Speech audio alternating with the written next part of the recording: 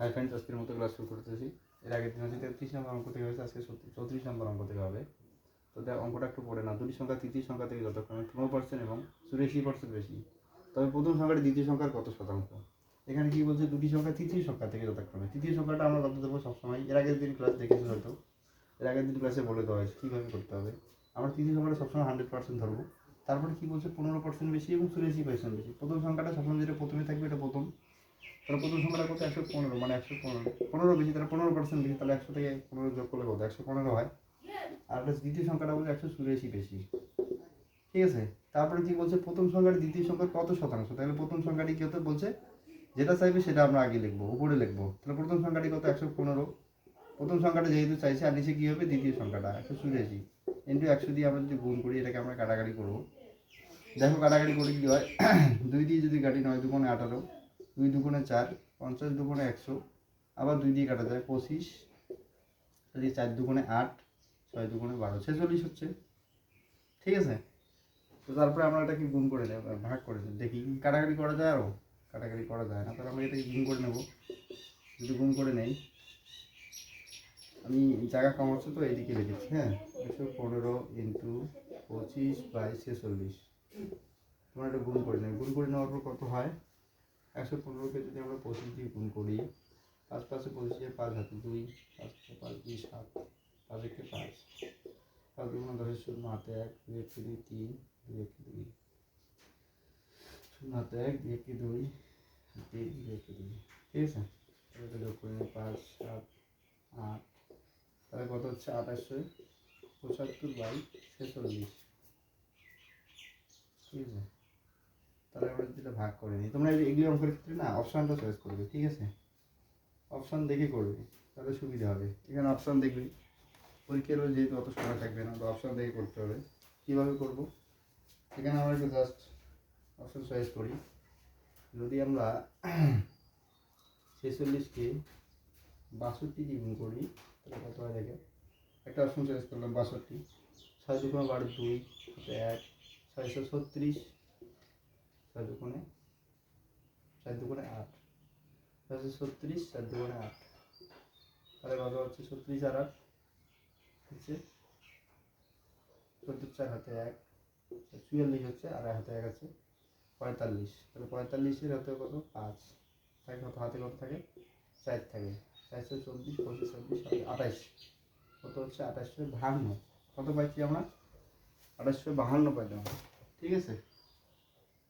যেখানে আমরা কত পেলাম? 28 75কে আমরা ভাগ করবো 46 দিয়ে, যদি ভাগ করি তাহলে কত পাচ্ছি? 2852।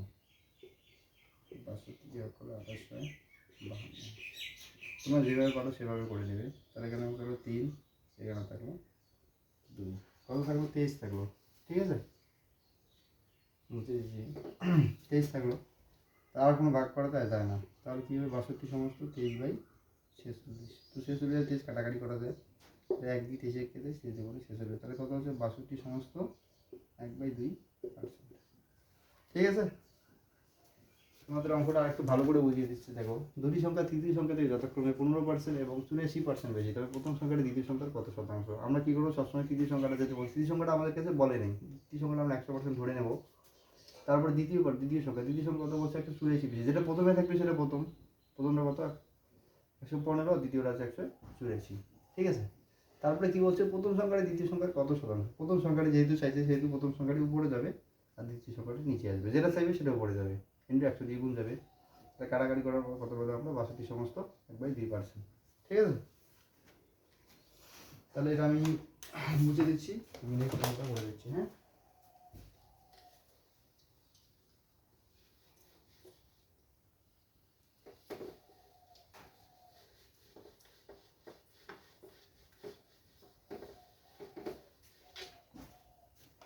নেক্সট 35 নম্বর ম্যাথটা দেখো কি বলেছে এখানে। 35 নম্বরে কোনো শহরের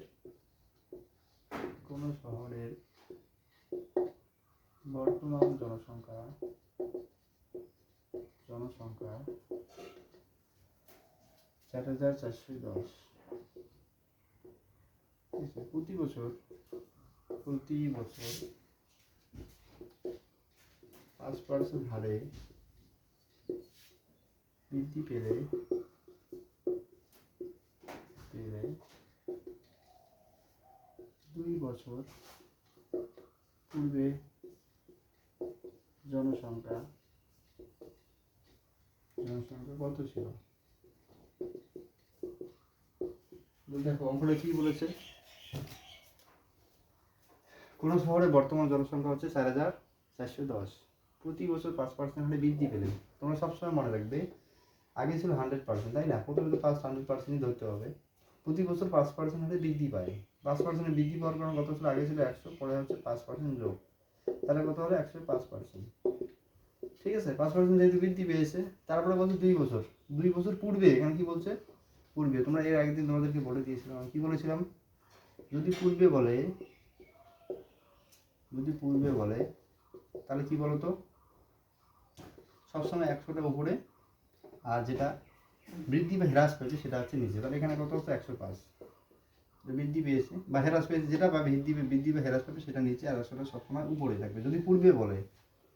ঠিক আছে, আর যদি পরে বলে সেক্ষেত্রে তোমাদের মানতে হবে, পরে বলে তাহলে বলতো কি 100টা সবসময় নিচে থাকবে, আর যেটা বৃদ্ধি বা হ্রাস পাবে, মনে করো সাপোজ এটা বৃদ্ধি পেয়েছে, এটা পরে বলেছে, তাহলে পরে বললে কত? 105 হইতো উপরে আর 100 হইতো নিচে।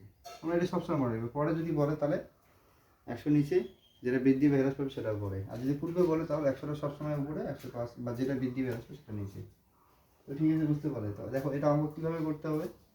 কোন শহরের বর্তমান জনসংখ্যা 4,410, প্রতি বছর 5% হারে বৃদ্ধি পেলে 2 বছর পূর্বে জনসংখ্যা কত ছিল? তাহলে আমরা কী করে বলবো তো? সেমভাবেই 4,410 ইন্টু, এটা সবসময় এরকম হবে। তারপর এখানে কি বলছে? 2 বছর পূর্বে, 2 বছর পূর্বে যেহেতু বলেছে তাহলে কি বলতো, 100টা সবসময় উপরে যাবে। ঠিক আছে, আর 105টা নিচে আসবে, যেহেতু 5% বৃদ্ধি পেয়েছে তাহলে কিন্তু আবার 100টা, 2 বছর যেহেতু বলছে, 2 বছর যেহেতু বলে যত বছর বলবো অতবার লিখতে হবে। তাহলে এটা 2বার লিখলাম। তারপরে আমরা কী করবো বলতো? কাটাকাটি করবো। আমি যদি 5 দিয়ে কাটি, 5 2 10, 5 1 5, 5 20 100, এটা 5 20 100, 21 হলাম। ঠিক আছে, তাহলে আমরা দেখবো এটা কি কাটাকাটি করা যায় নাকি। 21 দুগুণ 42, ঠিক আছে, কত থাকলো? 3 থাকলো। 21 দুগুণ কত বলো? 42 পেলাম। 2 থাকলো, 21 থাকলো, তাহলে 21 একে 21, তোমরা যেভাবে পারো কাটাকাটি করে নেবে। তাহলে কত? 210 পেলাম। আবার 21 দিয়ে কাটাকাটি করা যায়, তাহলে এখানে কত থাকলো? 10। তাহলে আমরা এটা গুণ করে নেবো, কত পেলাম? 10 ইন্টু 20 ইন্টু 20, তাহলে কত হবে বলো তো? 2 দুগুণে 4, 4 লিখলাম। তোমরা যে কোনো গুণের ক্ষেত্রে এইটা গুণ করলে শর্টকাট 4, কটা শূন্য? একটা, দুইটে, তিনটা, তাহলে কত? 4,000। তাহলে বলো তো কী বলছে? 2 বছর পূর্বে জনসংখ্যা কত ছিল? 4,000। ঠিক আছে, তো আজকে এই চ্যাপ্টারের এই দুটো অঙ্কই লাস্ট ছিল, তো এই দুটোই করে দিলাম। আর এই চ্যাপ্টারে নেই, এরপর দিন নেক্সট ক্লাস আর কি, নেক্সট চ্যাপ্টার ধরে করে দেবো। তো যদি ক্লাস করতে তোমাদের কোনো অসুবিধা হয় বা বুঝতে কোনো অসুবিধা হয় তাহলে কমেন্ট করে জানাবে। আর রেগুলার ক্লাস করবে, আমি বেসিক থেকে শেখাচ্ছি। আর ক্লাস ভালো থাকলে লাইক শেয়ার করে সাবস্ক্রাইব করে দেবে।